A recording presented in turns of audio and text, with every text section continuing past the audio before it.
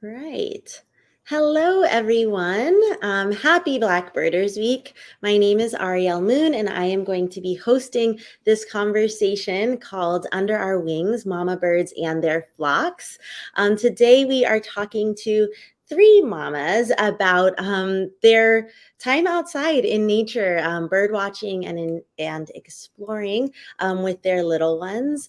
We're really excited to hear your stories as well as share some tips on how others can get their children outside and maybe also into bird watching as well. So we have a few guests with us today. Our first guest is Brianna Amingwa, who is an environmental education supervisor in Philadelphia, Pennsylvania. She manages a robust education program that serves nearly 18,000 students annually. Brianna trains teachers to utilize the outdoor classroom, coordinates partner schools and programming, and trains and certifies USA archery instructors, which is awesome. Before moving to Philadelphia, Brianna worked at multiple diverse wildlife refuges across the Midwest. Brianna graduated from Michigan State University with a bachelor's in animal science with a specialization in environmental studies. She's originally from the Metro Detroit area and grew up living in a big city. Discovering the world of conservation has opened up many doors for Brianna, and she now works to do the same for others. In her free time, Brianna enjoys competitive horseback riding and exploring nature with her 2-year-old son. Brianna considers herself a casual 24/7 bird watcher. She always has an eye out for birds, whether on the trails or in the grocery store parking lots. Our next guest is Courtney. Courtney Akinosho. Courtney is a hobbyist nature photographer, preschool paraprofessional, and lifelong naturalist studying human development and learning at Georgia State University. She is also a mother of 3 who advocates for neurodiversity acceptance and inclusion in outdoor recreation. In 2020, she founded Black Girls Bird Incorporated, a nonprofit organization that empowered its members to explore the outdoors through birding and community service projects. Courtney now serves as the Girl Scouts troop leader at one of only 2 national ESEA distinguished schools in Georgia. Last but not least, Nikki McCombs is a proud native Washingtonian, nature enthusiast, and lifelong backyard birder. Her childhood interest in the natural world was sparked by her mother's passion for identifying birds by sound on their family walks through Rock Creek Park, which I love, and Kenilworth Aquatic Gardens. That interest was fueled by her career as a zoo animal keeper and environmental education conference planner. Now, with 20 years in federal service as an event planner and project manager, she is excited to combine her passion for equity in nature and professional expertise to advance the DC Audubon Society mission for every resident in the district to feel meaningful benefits of bird conservation through education and advocacy. She is a mother to an active middle schooler and a high schooler. She enjoys excursions in the Kenilworth Aquatic Gardens, cooking, cycling, and learning about and honoring the cultural and culinary history of the natural places she visits. We clearly have a group of such some awesome moms here, and we are excited to learn more about how you all got started, why you love the outdoors and exploring it with your children. So my first question is for everyone here on the panel. And let me just pull up all my questions. First question for you all would be, one second. All right, what inspired you to introduce bird watching to your children? And how did you first begin either birding with them or exploring the outdoors with them? And anyone can jump in and start. I can start. So my interest, as you read in my bio, my interest in birding and being in nature started when I was a kid with my mom. And so it is kind of the natural when I had kids. It was, our weekends were walking to the arboretum and walking around just in the neighborhood and um, listening. So I often stop when I hear something and I will say, "Oh, that's a whatever," and or I'm constantly driving. When I'm driving or walking, I'm looking for hawks in the sky, and so my kids just kind of came along with me as I was enjoying what I like to enjoy. Awesome. Thank you. I'll follow up to that. Similarly to Nikki, when I was a child, I was very outdoorsy. And my mother would take me out on summer mornings and we sit on the porch and I would always ask her, Mom, you hear that? That's a bird. You hear it? So as I've grown older, and of course as I become a mother, it's just been natural. It's been second nature. Specifically when I began to get into nature photography. Oh, I was obsessed. I was outdoors every day trying to learn how to take pictures of, what I saw and what I loved. And I was incessant. I talked about it all the time. And I think that natural curiosity just kind of influenced my children because, of course, they want to take part in the conversation as well, right? So they want to ask, what kind of birds did you see? What is that bird doing? What is it eating? Why is it eating that? And they've just kind of come along on this journey with me. Awesome. Thank you. We have been joined. Yeah, I Can see. you say hi, Alan? Hi. Hi. This is Alan. He's how old are you? I'm 2 years old. Oh my Yes, he's 2 years old. He's puppet and now he loves to be out on the patio, so he has a worm here. His worm toy. Okay, so for me, I started bird watching through work. I never had folks who went out and did any activities like that. We were from Detroit, and we did all the usual things that most people who live in cities do. Picnic here or there at the park and ride bikes and playground stuff like that. It wasn't until I started working at a wildlife refuge that one of the rangers there took me out and we saw a goldfinch, which I didn't know was a goldfinch at the time. I thought it was like a canary that got out of somebody's house. And she showed me how it flew and how every time it goes up, it goes potato chip, potato chip, potato chip. And I was just like, what? And from then on, I started actually just looking and noticing birds. I do it all the time. I can't help it. People are talking to me and I'm just like, uh-huh. Whenever you're outside or looking out a window. So that's how I ended up bringing it to my son too. And even at his age, he's still pretty good at finding birds. We have some flashcards that we've been doing to learn some species. So definitely just doing the things that I normally do and incorporating him in that. We try to do that with everything, whether it's like cooking dinner or working in the garden. Like he does it all with us. So it sounds like some came from, for a couple of folks, it came from family and growing up and having a little bit of that personal interest ahead of time and then sharing it with your child. And then for Brianna, it sounds like someone shared it with you and then you shared it. And I think that's one of the awesome things is it's usually that's how this kind of thing starts is someone else points out something to you or makes it kind of brings your attention to it. And then you kind of can't stop paying attention to it. And then you pass it to the next person and it's like a pay it forward kind of thing. I really love that. So for you all and your families, how would you say that bird watching has maybe enhanced the bond between you and your children? Is it something that a lot of you mentioned, like it might just be incorporated into everyday moments, but what does that do for you all? I'll speak first about this. I have two autistic sons. I have three sons, but two of them are autistic. My youngest son, Noah, is hyperlexic. He is infatuated with words, with reading, with absorbing as much as he can from books, but he lacks a lot of expressive language. So that kind of gives us a barrier in communicating about everyday things. However, we spend an incredible amount of time outside in our backyard.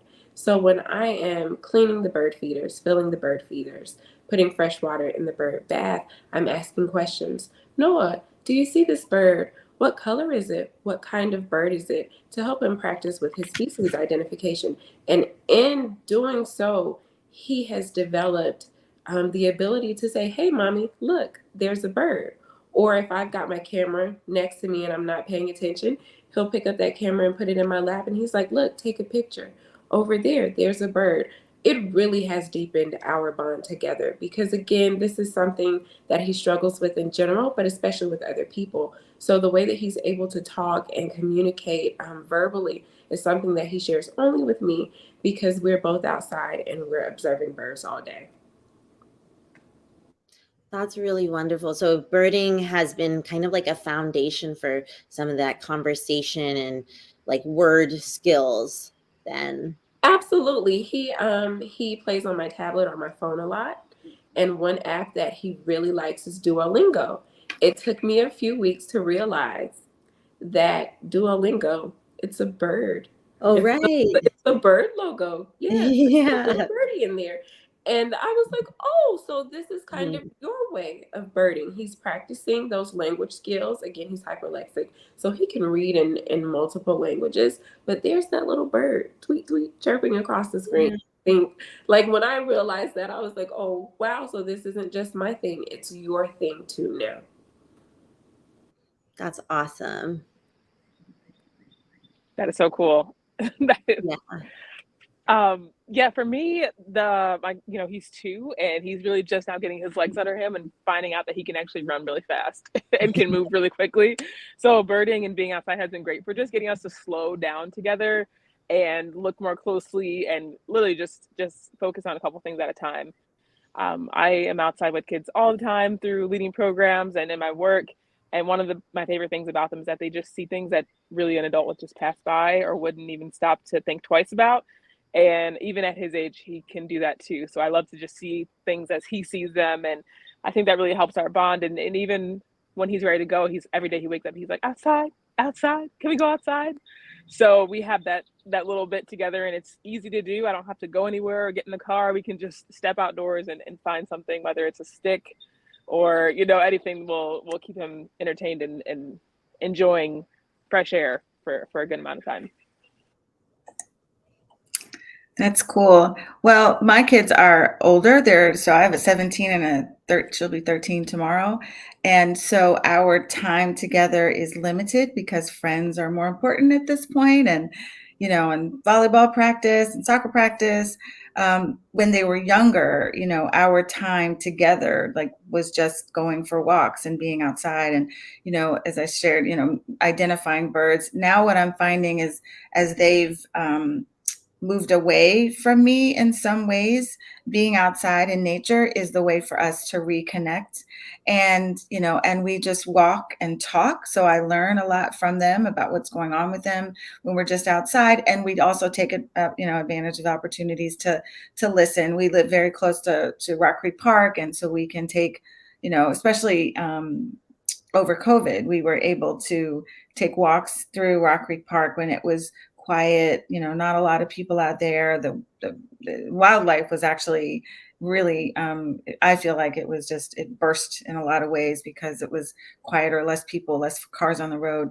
But so being out in nature has been a way for us to reconnect as we've kind of grown out of they're by me all the time and they're doing all the things with me all the time because they're with their friends. And I look forward to more of that as my one kid goes away to school and the other kid is home with me for a few years before they leave. I want to join in with you there, Nikki. I have a 13-year-old. My oldest son is 13. And it has been kind of a shock because, like you say, you share those moments, you do everything together. And then now he has friends, and his friends are the coolest people in the world. So, what I've been doing, we take at least 2 family trips every year. For spring break, we went to Myrtle Beach. And I said, hey, you know what? You're really good at finding things that I can't find. So, while you do your teenager thing, walking along the beach, looking cool, I want you to see if you can find me some seashells. And he's like, they're everywhere, Mom. I said, yeah, but I want you to find some that really stand out to you. And so he came to a part of the beach and he's like, Mom, I wanted to get you these shells, but they're moving. I say, huh? He's like, yeah, every time I try to reach down and get them, it's like the water comes and they're moving. I said, they are living things. Those shells have living things inside. He says, well, yeah, you're right. They're moving. I said, and what do you think is out here eating them? He says, that's why the birds keep coming. I said, yeah. And he's like, oh, I said, so see, you're still birding. even when you don't think you're birding. And those skills that you're using, those teenager things, or you're socializing and walking around, I was like, the bird thing, it's still there. Because I'm like you, I'm not ready. I'm not ready for him to just kind of be like, whatever, grab keys and leave. And I'm trying to keep him so close, really trying to keep him under my wing in that sense. And so now I just kind of throw birding in there, however, tiniest little thing that I can. But so far it's working. Something that's really beautiful about this is that, like, there, I think that regardless of, it seems like, regardless of age ranges, or the age difference between a parent and a child, nature in general is something that there you could find common interest in. I think that, like, throughout a child's development, from a 2-year old to a 13-year old, their interests are going to change in a lot of ways. They're going to have their new friends or their new things that they find interesting and then don't care about the next year or whatever. But perhaps it's sounding like nature can still kind of can grow with them, can be a lifelong thing. It may look different over the years, but it could still be something that parents and children find comfort in together, find commonalities, find things that they can both enjoy. It kind of ages with you, whenever you get started and however old you get. I really like that. Could you all possibly share maybe a memorable experience or adventure you've had together while bird watching or out in nature? I know that, like, for me growing up, there are some very significant moments that I had with my parents camping, for example, that I to this day try to replicate or go back to constantly, just in my mind and in person, just because it brought me such joy back then. I want more of it. Do you all have any moments so far with your little ones and big ones that that stay close to your heart? I think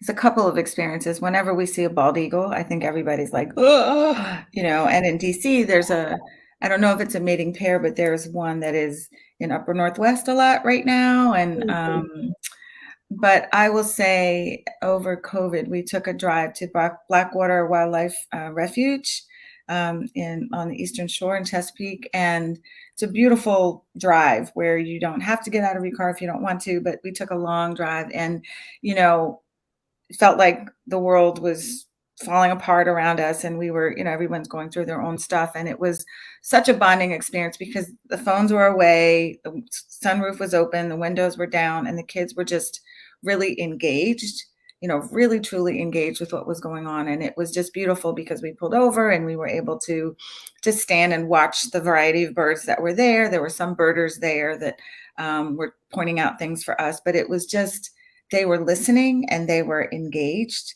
And it felt really great because it was such a weird time. But that stands out for me for sure. I felt really connected to them more so than I have in a really long time. It was really beautiful. That sounds really special. Yeah, it's one of our favorite drives. We just go for the day now. Good. Wow, that really touched me. Thank you for sharing that, Nikki. Mm-hmm. I've had some incredible experiences myself that I've been sharing with the birds. Like I was sitting out in the yard one day and a bird pooped on me twice, and I thought that was, so cool. And they're like, "Ew, that's mom, what?" And I was like, "But no, it's really cool."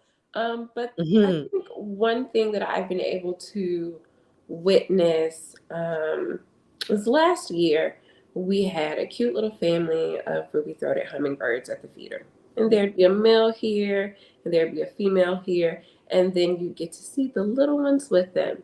So, first of all, hummingbirds, like, I don't care how old you are, hummingbirds are super Awesome. cool, right? Awesome.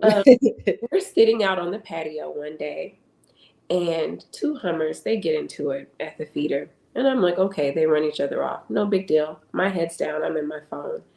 And something tells me to look up, and all I hear is, "Mommy, there's bird." And I look up, and the female is like right at eye level, about 2 feet away from my youngest, from his face. And she's just there, and like you can kind of see her. It's like she's checking my kid out, and then she flies off, and I'm like, I've been watching your baby. Are you watching my baby too? Like, do you know that this is my baby? And he was just so casual about it, like, oh, look, bird. And I'm like, Noah, you are so lucky. We didn't even have to bribe it with food. She came right here in your face. And he's just like, eh. But seeing that connection for me, it's like, we watch them mother. We observe them. We are just amazed at their behaviors. But she's kind of amazed at our behaviors too. So that's probably the most memorable experience I've had today. So cool. I think, yeah, hummingbirds, you're right. No matter what, like if you see one and they get close like that, I mean, you just like unforgettable moments. Yes. I'm jealous just hearing that. I know. Yeah, for me, we haven't had so many that are like really big memorable moments because we were just getting into like the communicating right now and using words. But we did get pretty close to a Robin one time, and ever since that day, he's just been like Robin, Robin, Robin. Every bird's a Robin, which is fine. In general, that's like the ratio of robins to other birds is pretty high, anyways. So we just go with it. But yeah, we try to just practice being quiet and sneaking up on birds, and sometimes it works, and sometimes they fly off, and the whole rest of the night we hear that bird flew off, mama. That bird flew away. And I'm just like, it did. It sure did. So we like to just talk about even the little tiny experiences that we have. Yeah, getting to like watch your son watch the birds, I feel like that's probably like just Yes. something unique right there. Yeah, and I've been learning a lot from him too, because usually a lot of the students I work with are fourth grade. I've done some stuff with nature types that are 3 to 5, but him being 2, I'm like, I don't really know how these little brains work yet, Yeah.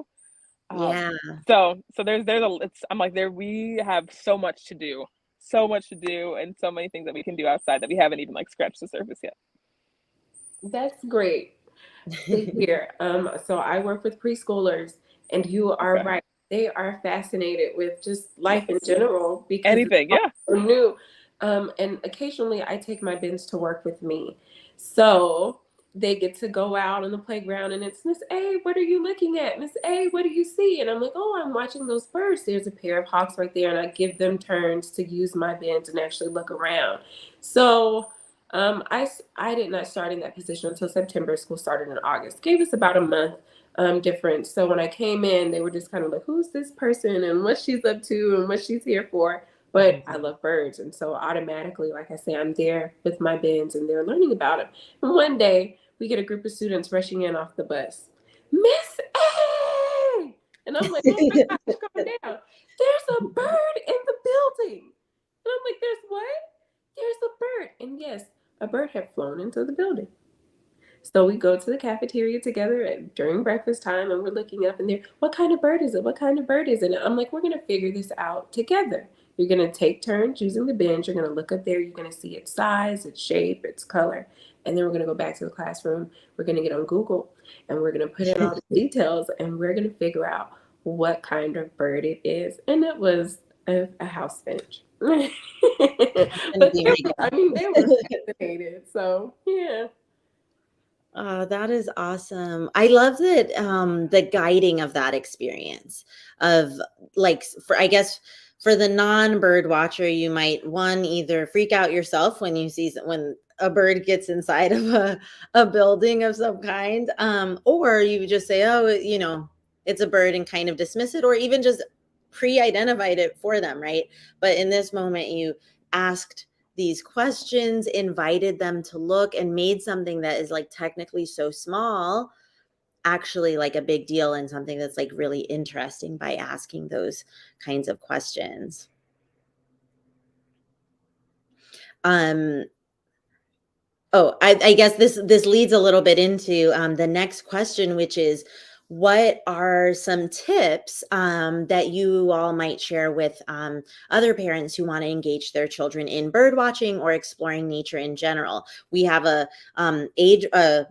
a full age range here of children, from toddlers to teenagers here. So I think you all might have some different tips from the starting and then the keeping engaged. And it sounds like that's one good example that Courtney gave, which is that the asking questions and asking children to look closely and talk about what they see. That's like definitely a great first step into getting children to notice and care about the things that are around them outside.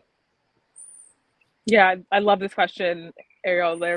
There's so much here, and I'll start from like the baby end of it, the younger kid version. A lot of it is really just being a learner along with your kid. You know, even as much as I've been working outside and working like on wildlife refuges, there is a ton I still don't know about nature. But when I engage with students and with my son, like I just learn alongside him. I can identify most of the birds that we see in our yard pretty readily, but a lot of times I don't do that at all. We study it together, we look at it together, and we really just spend time noticing and seeing what's there and letting them kind of explore. It's inquiry-based learning is basically what we call it in the education Right. field, but Yeah. letting them learn through asking questions. Mhm. One thing I really like to do as well is journaling and writing and drawing. And I think it's great because you can write, you can draw, anybody who likes to do one of those things, they can find a way to journal and you can have a reference back to it as well. You know, I'm really excited because starting next month, actually on my Instagram, I'm going to start having a second Sundays series for exactly this thing, which is just a 15-minute live with just a session to learn how to do something outside with your kids. And I Cool. think that'll be a great start for folks to join in. So the first one will be the second Sunday of June. I think it might be the 10th. And would love to have folks join then. So that's my shameless plug for learning more. No, that's great. And I like that it's 15 minutes because I think that it's Mm-hmm. actually really all you need just to get started and just to pique an interest in one thing. You can always go for longer, but that's honestly Right. depending on the age group, especially for that early childhood age group, that's a perfect snippet of time. Yes. Yes, exactly. That's about the max. Yeah, might be the max actually. You're right. Yeah. Yeah. Any other tips? Well, I can start from the older to the young. So Yeah. when pretty much what I've discovered helped, which is kind of parenting in general, is continuing to do the things that you enjoy and bring your kids along as much as you can. When the kids were probably 7 and 3, I started like a family nature group. So I just would promote locally that we were going to I called it Discover Nature with Us. And we would walk in the neighborhoods. We would spend a lot of the times at the aquatic, Kenilworth Aquatic Gardens. And we would just walk along and just see what we could see, without intentionally, I did a little sheet that would give an idea of what we might see. And then at the end, I'd have the kids like draw or reflect whatever they wanted. And so the kids would just go along with me for that. And if I needed to take a walk, just, by myself, the kids would go along with me. And so as I continue to enjoy what or do the things that I enjoy, I bring the kids along with me, and they've cultivated their own interests. My oldest is like totally obsessed with black vultures. Like she just thinks that I keep telling her she needs to write about them in her college essay because when she Ooh. talks about it, like she lights up. She's interested in marine science, but black vultures, something about them. She just thinks they're amazing. They're really great for the environment, all these things that they do. And my youngest is still coming along. She hasn't locked into any nature fan thing, but for the most part, when I want to go out birding, when I want to go for a walk, when I want to, then I just kind of bring them along because it helps me and strengthens me as a mom, as a person too. And then they cultivate their own interest, and it'll manifest however it manifests, because that's what my mom did. She was like, I got to get y'all kids out of the house. So we're going to walk. And oh, by Yeah. the way, I like birds. So you're also going to learn how to identify birds by listening to them. Those are great tips from the both of you. So I'm not sure I have a lot to add. But I divorced in October of 2020. And so going through a divorce is a really big thing for everybody involved, especially the kids. My oldest and I have a really unique relationship in that I tell him all the time, you're going to be my best friend up until you decide that you don't want to be my best friend anymore. All three of you are my besties, but Isaiah, my oldest, that's my guy. He's seen me grow up over the past 13 years. The way he's learning to be a teenager, I'm learning to be a mom to a teenager. And I tell him that all the time. You're lost, you're confused, and buddy, so am I. But we're on this ride together. So one thing that I try to do is give each of them each month just their own personal time with me. And they get to pick an activity or something that they want to do. So for my 13-year-old, when we first moved in this house, I said, hey, you want to go to the zoo? You've not been to the zoo in a while. And he's like, what am I going to do at the zoo, Mom? Like, we go trick-or-treating there. It's not a big deal. And I was like, well, they actually do events at nighttime at the zoo. And he's like, at nighttime? I said, yeah, it's kind of spooky, right? And he's like, well, yeah, but he's a kid. So during the week, he doesn't really get to go out during the week, right? So I'm like, we're going to take some time. We're going to go out on a weeknight to the zoo in the dark. And he's like, okay, great. He loved it. I didn't think he would really like it, but he loved it. And one of the activities we did, because when you're at the zoo at night, you are privy to things that you wouldn't normally see during the daytime, like owls. And so one of the activities was actually dissecting owl pellets. Well, he's still a boy, even if he's not on my wave, right? And so we're dissecting these pellets, and it's a meticulous thing. He's a very meticulous kind of person. He's very, very cerebral, very intellectual. He likes to talk. I ask him, how do you feel like we're bonding? What's one thing we do that makes you feel loved? And he says, I just like to know. So as long as we talk and we communicate openly, I feel close to you. So that's what we do. We spend time talking, and we just sat there dissecting owls. And I'm like, is it easy? Is it hard? Oh, it's a little hard. I think I need a little help. You're a lot gentler than me. So, we're going through and we're working together. And I'm like, what do you see? Are these teeth? Are these claws? And he's like, oh my gosh, what do they eat? And I was like, well, we'll have to look that up and talk about it later. But that's been something that we do. Like, he gets some freedom with picking a date-ish, but I kind of throw out some ideas. And so when I said, well, we're going to the zoo, he didn't really have a choice. But he did, kind of want to go along with it. And can we stop here? Can we get this food? Can we do this? And then it's about him. Now, the one I've had a little bit less luck with is my middle son. He's 10. He wants to do everything that his brother wants to do. So if his brother doesn't think it's cool, he doesn't think it's cool either. However, he loves, loves, loves anime. Big anime guy.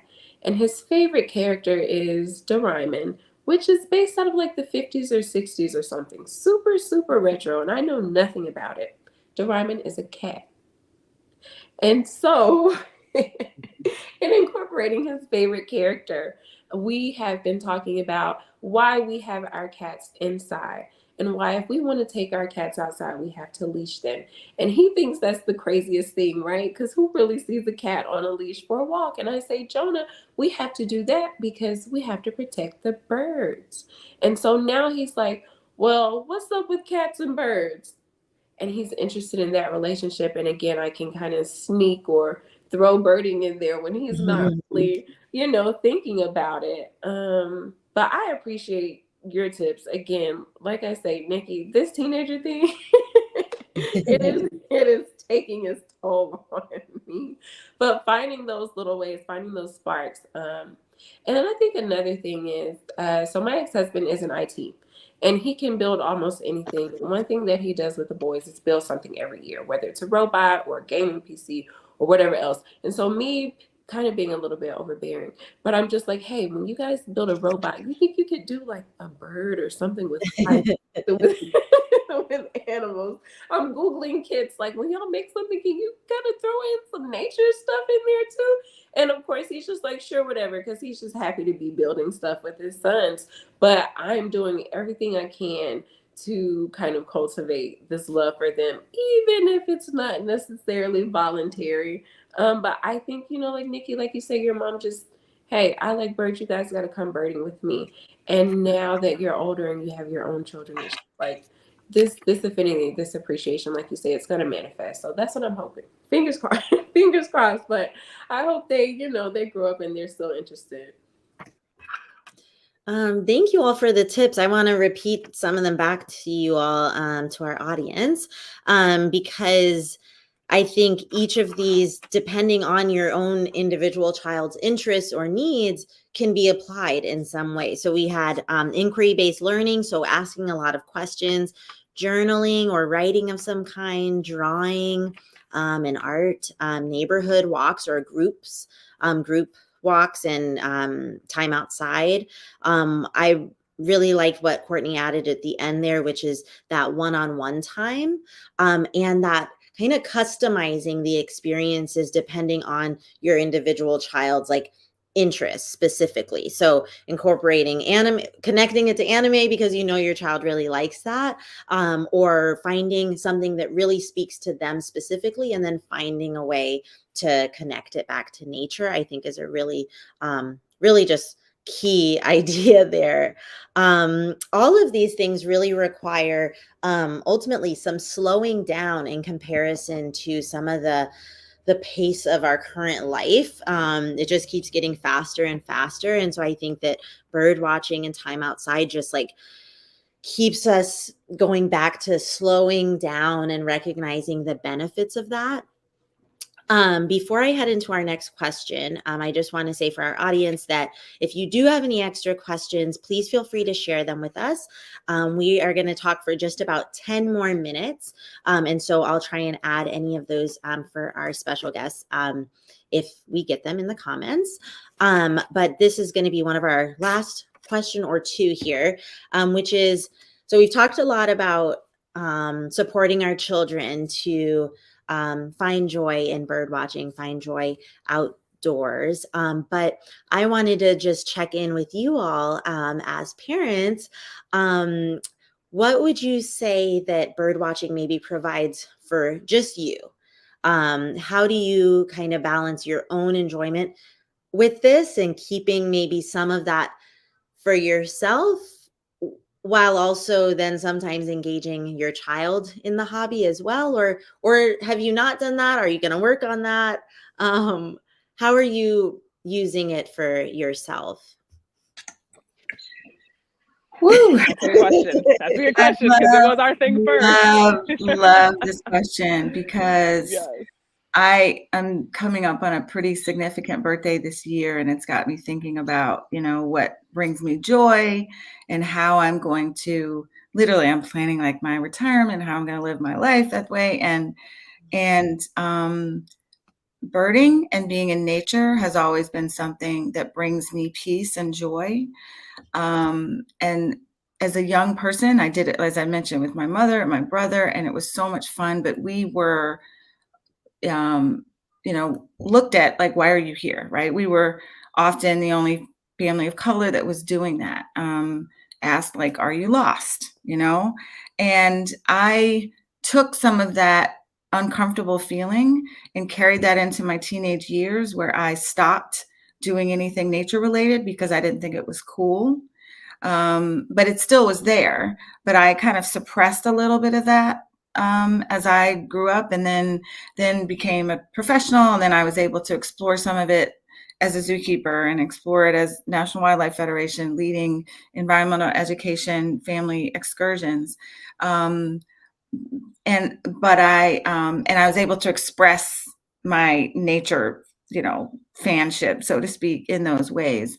But when I find myself not doing that as my profession, I struggle sometimes with like reminding myself, like, I got to get outside. Like, that's really all it is. I just have to get outside. It brings me peace. It really just being able to hear birds, recognize them, or hear ones that I don't know. I heard a warbler in my backyard, y'all. Okay, first off, I've never heard one before. So it was very exciting the other day, the little app, the Merlin app that gives a sound, which is critical. But what I am really leaning into, and I really appreciate this opportunity to talk about it, is how it really just brings me back to myself and reminds me who I am, regardless of who thinks it's cool, it doesn't think it's cool, or, and I belong in those spaces. I belong outside just like anyone else. And so incorporating more of that in my daily journey is really, really critical as I continue through this life of teenagers and college and all the things that go along with all of that. So it brings me back to myself. Yeah. Thanks. A great question. Thank you for asking. Yeah, it's really helped me to just like meter my expectations. Like if I'm going out and we're going to the park to go walk, like when I've got my son with me, I'm like, this is a separate thing than me going out to just like have some peace and quiet. I found that I think my time has like the ratio of how I'm splitting my time has changed. We spend more time outside with the baby, and I have less time to just like quietly bird or whatnot by myself. But I take advantage of my patio. This is where I'm at right now. This is my favorite birding spot. And sometimes when he's not around or inside with dad or whatnot, then it helps to just come out and like just take a little mental minute. I think I've kind of condensed my own like nature time into just like quiet moments. Get out my Merlin app, which Nikki, that is the truth. Merlin is the greatest sound app ever because I'm a very like big ID by sight person, and that has helped me to learn so many birds, and I'm like, what? I didn't know that was even here, and it's calling right there. So yeah, I just kind of get my self-care nature moments and snippets now, which is okay. I think that was a tough part of like first becoming a mom, is just realizing like, okay, things that I like and the things that I'm going to do are going to be different, but I can still enjoy them, and just kind of embrace it for what it is. Thank you. Whew, so I'm gonna be a little bit long-winded, and I apologize. But I was introduced to birding at a very critical turning point in my life, right when we were starting the process of divorce. So I mean, I was just in a crazy kind of headspace, right? And the only escape I really had was that I could go out for walks during my breaks at work. And when we would split our time up with the kids, that gave me a lot more free time than I was used to have. But time that I could get outside and go and just walk until my mind was clear. Um, and wow, whew, it was so necessary. And so now my boys are with their dad now. I see Bree with her baby, and I'm just like, oh. But my boys are with their dad, and we have this really unique arrangement that in summers, because I'm working in school, I'm off, and I need my time, right?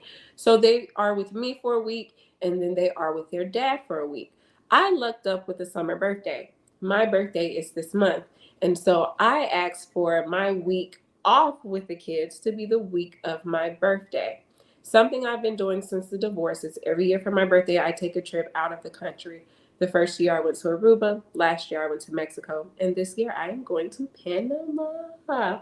And I chose this location specifically because of the rainforest. So in Aruba, it was just have a good time, get out. Mexico, stay at an all-inclusive resort, relax, sleep. But this is a birding trip. This is actually a trip that I'm taking to go birding.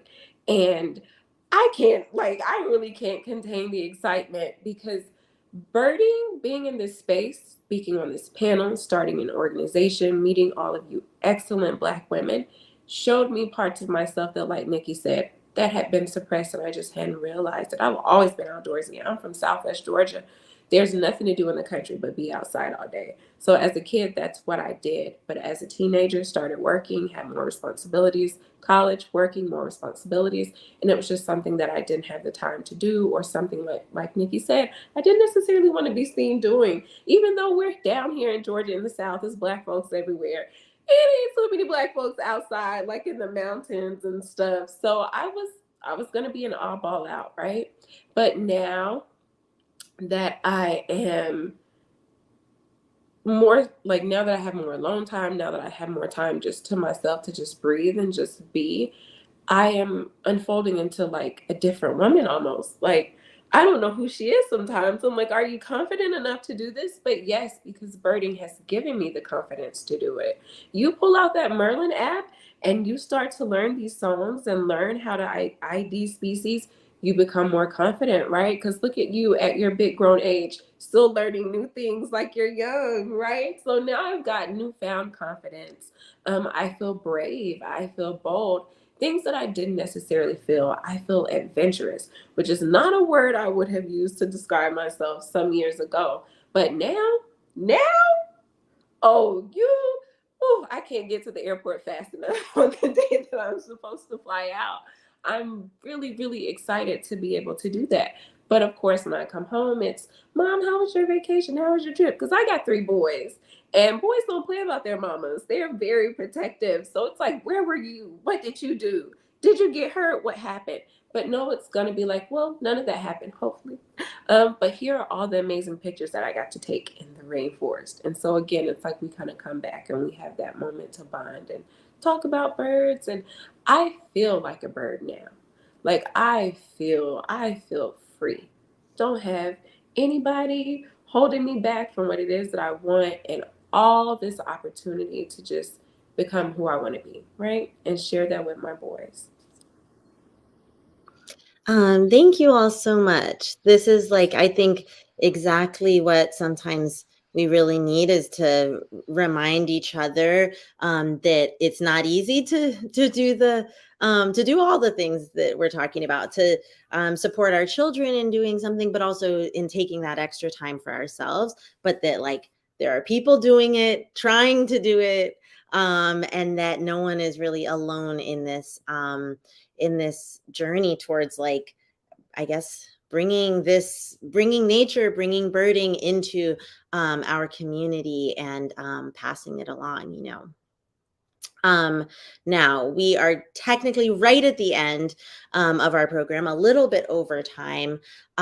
So I want to make sure I respect that. But I'm hoping that this session actually answered just one question that we had gotten in the comments, which was someone was asking about how we deal with other Black folks who maybe tease us about enjoying birding, or being judgmental about this. And I think that in a lot of ways, this discussion answers that question, in the sense that when you find community, that yes, you can seem like the weird one doing something, but actually there are a lot of us all over the place. And I think that social media, for me, I know has been a place where I say, okay, yeah, and maybe no Black folks I know right here are doing this, but like, now I know 3 more awesome Black women who are birding,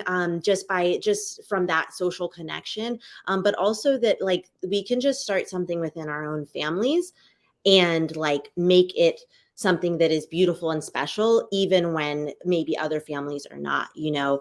And I think that that conversation is a larger one, but definitely want to encourage anyone who's watching today to I think start within your own home, your own family, and then also find some connections that are maybe outside of your neighborhood by going online. And then you might actually discover that there are other Black folks right near you, actually, that you guys just didn't find each other on the trails necessarily, but you can soon, you know.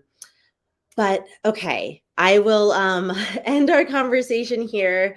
I want to thank you all so much for sharing your experiences, telling us your stories about your children and your love of birds. Thank you to our audience for being here and for taking the time to try and figure out how you're going to do this too, with your own little ones and big ones in your life. Thank you again to Black AF in STEM for hosting this conversation, because it's an important one. And we hope that everyone will continue to have a very happy and fun Black Birders Week for 2023. So thank you all very much. Thanks, Ariel. Nice to meet you, everybody. Bye. You too. It was nice meeting you all.